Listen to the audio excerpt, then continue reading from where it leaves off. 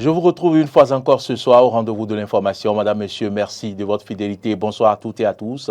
Au sommaire de cette édition, réunion hebdomadaire du gouvernement aujourd'hui en présence du chef de l'État Patrice Talon. Plusieurs décisions ont été prises. Nous en parlerons dans cette édition. Et puis l'artiste béninoise Angélique Kidjo honore une fois encore le Bénin. Elle a remporté le prestigieux prix de musique pour la musique 2023.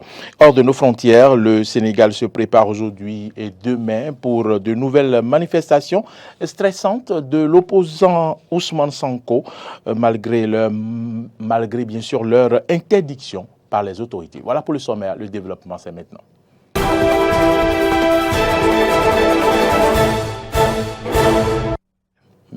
Merci à toutes et à tous pour l'attention et bienvenue dans ce journal que nous démarrons donc par le compte-rendu du Conseil des ministres. Le gouvernement a tenu, vous le savez, aujourd'hui sa séance habituelle du Conseil des ministres en présence du président de la République, Patrice Talon. De nouvelles grandes décisions ont été prises au titre des mesures normatives. L'adoption des décrets d'application de la loi numéro 2022-23 du 3 janvier 2023 fixant le régime des zones économiques spéciales en République du Bénin. Il s'agit des décrets portant création, attribution, organisation et fonctionnement du comité d'agrément au sein des zones économiques spéciales, attribution, organisation et fonctionnement de l'autorité administrative des zones économiques spéciales, dispositions spéciales de signification, de simplification des formalités et procédures administratives dans les zones économiques spéciales, attribution, organisation et fonctionnement de l'autorité de régulation de la zone économique spéciale de Glo-Djibé, puis de ceux fixant les conditions générales d'exercice des activités dans les zones économiques spéciales. La liste des infrastructures, commodités et services publics à mettre en place par l'État au profit des zones économiques spéciales. Et puis au titre des communications, l'adoption de la stratégie nationale d'inclusion financière, concession du stade de l'amitié générale Mathieu Kérékou de Cotonou à la Caisse nationale de sécurité sociale CNSS, puis recrutement d'un gestionnaire délégué et d'une entreprise pour la réalisation de travaux confortatifs. Et enfin, au niveau des mesures individuelles, des nominations ont été prononcées au ministère de la Justice et de la Législation. Nous y reviendrons plus amplement dans nos prochaines éditions avec le secrétaire général adjoint et porte-parole du gouvernement, Wilfried Léandre Rungbeji. Et comme j'en parlais en titre, l'artiste béninoise Angélique Kidjo a remporté le prestigieux prix de musique pour la musique 2023, une reconnaissance qui vient une fois encore confirmer les talents de celle qu'on peut désormais appeler la fierté béninoise.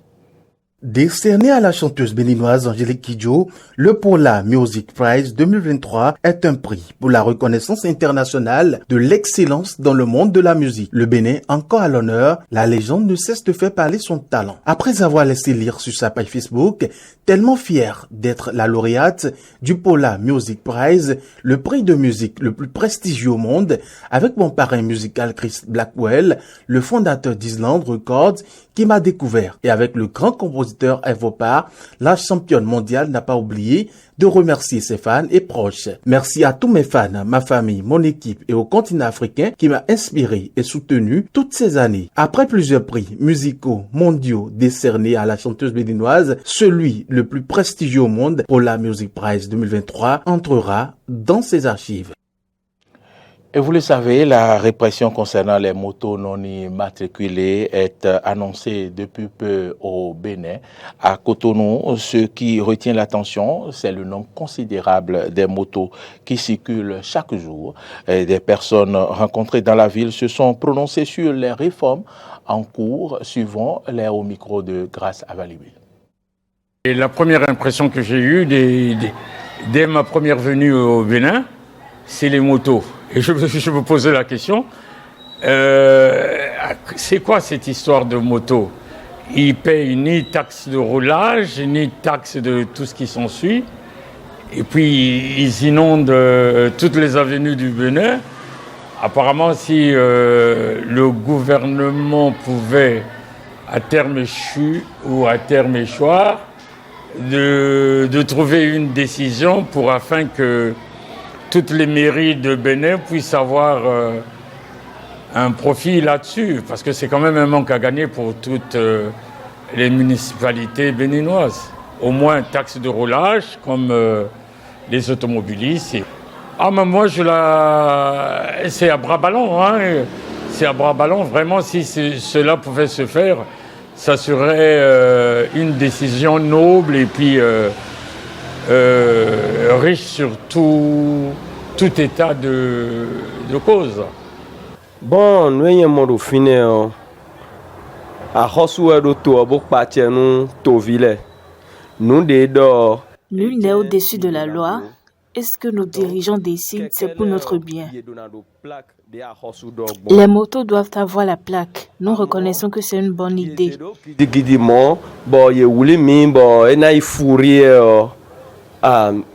La décision de l'immatriculation des motos est une très bonne chose, mais il faut y aller avec tact.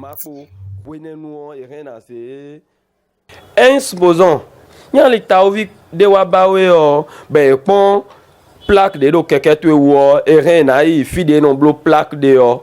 Si par exemple ta moto est immatriculée et que quelque chose t'arrive en circulation, les agents de la police peuvent rapidement repérer les membres de ta famille pour les formalités d'usage.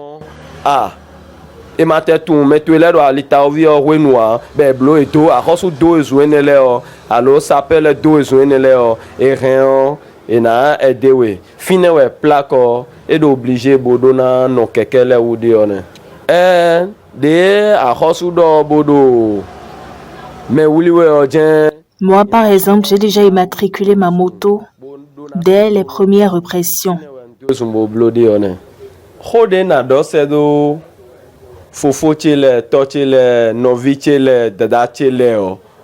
Khode na do sedo yo, ewe indo jemede. De yoko do dino jemede e jan wuli me o. Mbabonu à peine une semaine. Alors c'est une très bonne chose. Mais je proposerais qu'on accorde une semaine à tous ceux qui ne se sont pas encore mis en règle. Mais ma koblo lea, yeme binaje dozun tombo na blo forcé. Amnesty International Bénin a dévoilé son rapport annuel 2022-2023 sur les droits de l'homme. Le dit rapport révèle des cas de violation des droits humains au Bénin et dans le monde. Clémence Onoucoin a assisté donc à la présentation de ce rapport. Suivez son reportage. Le lancement de ce rapport est une occasion pour l'Organisation de défense des droits humains de faire l'état des lieux du respect des droits de l'homme dans le monde en général, en Afrique et au Bénin en particulier. Au nombre des irrégularités relevées par l'organisation au Bénin dans son rapport, il y a entre autres la restriction de la liberté d'expression et d'association. Au Bénin en 2022, la liberté d'expression et de réunion pacifique était toujours restreinte par des lois réglementant les communications en ligne et le droit de grève. Des informations ont été réunies sur des cas d'arrestation arbitraire, de torture et d'autres mauvais traitements.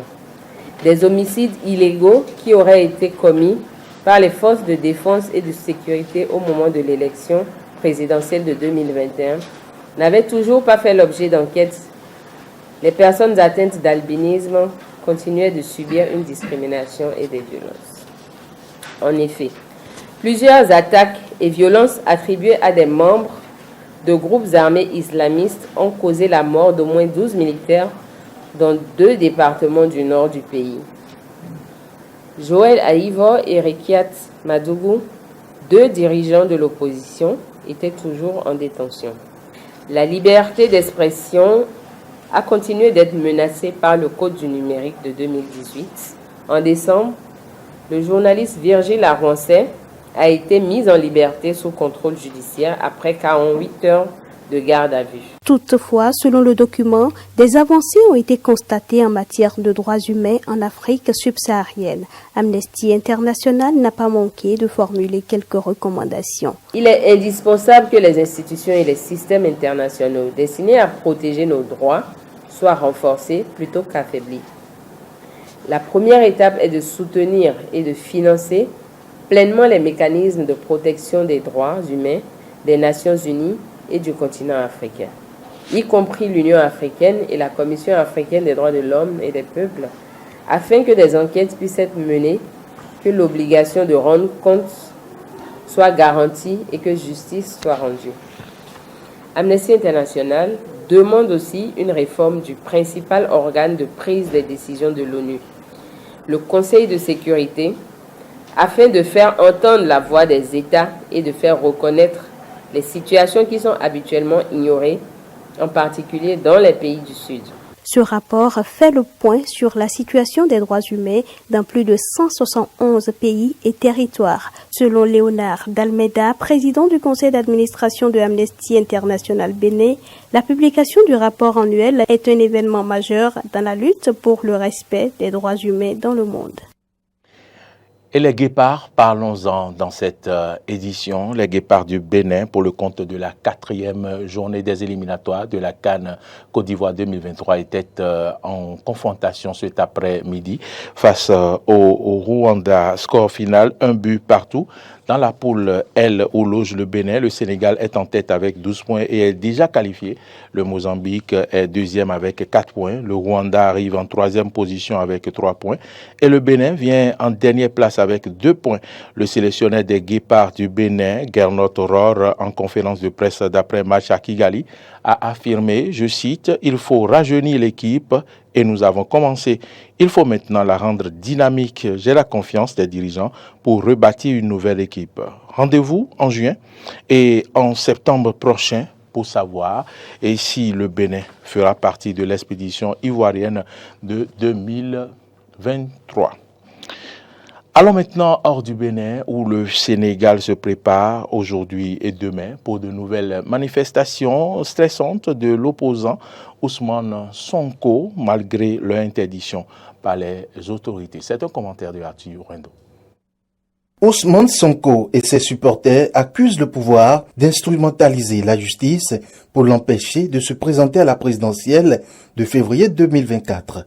Le parti présidentiel accuse Ousmane Sonko de vouloir paralyser le pays et de se servir de la rue pour échapper à la justice. La justice a par ailleurs annoncé hier avoir arrêté des membres d'un groupe qui visait, selon eux, à semer le chaos et l'insurrection dans le pays pour empêcher le procès de Ousmane Sonko ce jeudi à Dakar. 4 personnes ont trouvé la mort en marge des manifestations de soutien à l'opposant, selon un bilan officiel livré vendredi soir par le ministre de l'Intérieur, Antoine Félix Diome. Le gouvernement condamne les actes de nature terroriste, les saccages, pillages et dégradation de bâtiments publics et biens privés, a déclaré le responsable sénégalais, qualifiant ces manifestations de conspiration contre l'État relevant du grand banditisme et de l'insurrection organisée. Un incendie a emporté 39 migrants venus du Guatemala, du Honduras, du Venezuela et du Salvador à proximité du pont international qui permet d'entrer aux États-Unis. Suivez le commentaire. Ces migrants qui essayaient de venir aux États-Unis sont mortes à la frontière avec le Texas, dans un centre de détention pour migrants au Ciudad Juárez, au Mexique. Cet incendie a eu lieu dans la nuit du lundi 27 au mardi 28 mars. Les victimes avaient été refusées un peu plus tôt dans la journée à la frontière américaine et expulsées aussitôt vers le Mexique, selon la nouvelle règle du président Joe Biden qui a été présentée janvier dernier, obligeant les migrants un rendez-vous via une application. Tous ceux qui ne suivent pas cette procédure sont automatiquement expulsés et interdits d'entrer à nouveau sur le territoire américain. Madame, Monsieur, c'est ici que ça sert ce journal. Merci à toutes et à tous de l'avoir suivi. L'information, vous le savez, continue sur nos différentes plateformes, YouTube, Facebook, Twitter et sur notre site internet www.benin-eden.tv. Mais vous pouvez également nous suivre en téléchargeant notre application Eden TV Diaspora FM sur Play Store ou App Store. Bonne suite de nos programmes, mesdames, messieurs, et à demain.